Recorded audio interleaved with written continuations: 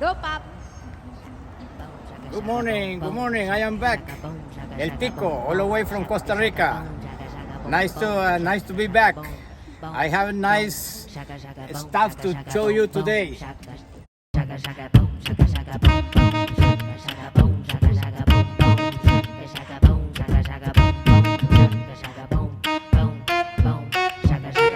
have like you select your plant, they have different size of foliage, texture, color. We have a variety. It makes the landscape a little more interesting. So, we are building in here a garden, a landscape with different species of plant material.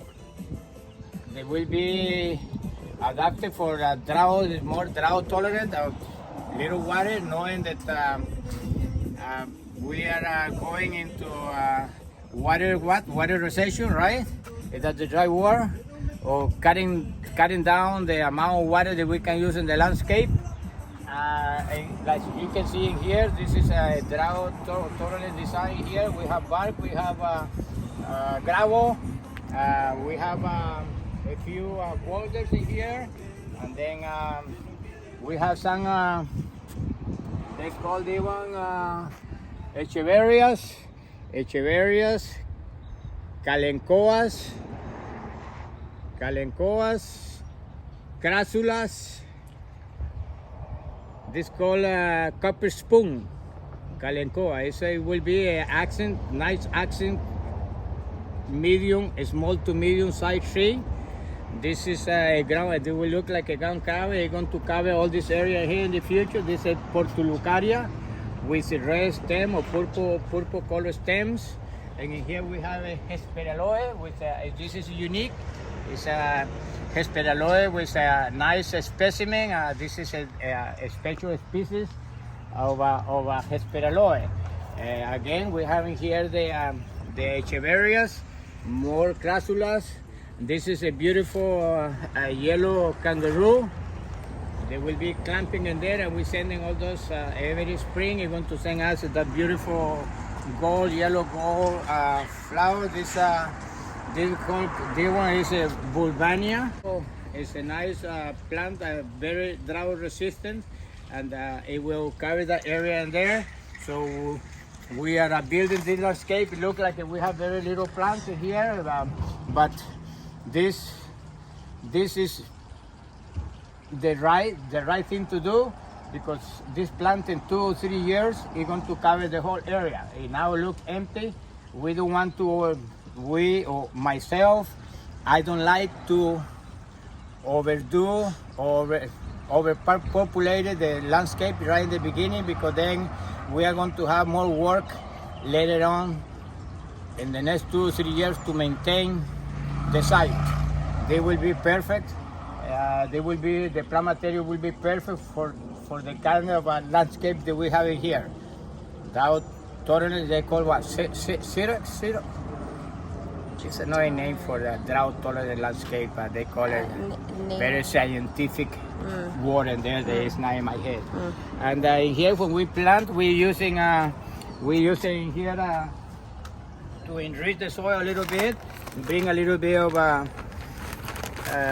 nitrogen to the soil, organic. It's this is a Salian plant mix, but the one that we use the most is this one in here, Harvey Supreme. Harvey Supreme is a very good stuff, and to enrich a little bit the soil. And then we have cactus mix. Also knowing that most of these plants, they don't need a rich soil. They need, because they are adapted to native soil, especially native plant material. Even so, this is not, no one of these plants is a native plant material. It's drought resistant.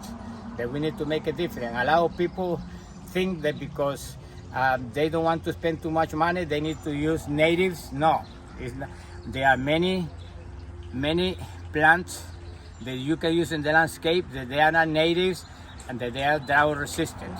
And especially when you start working with succulent plant material or plant material that adapt more to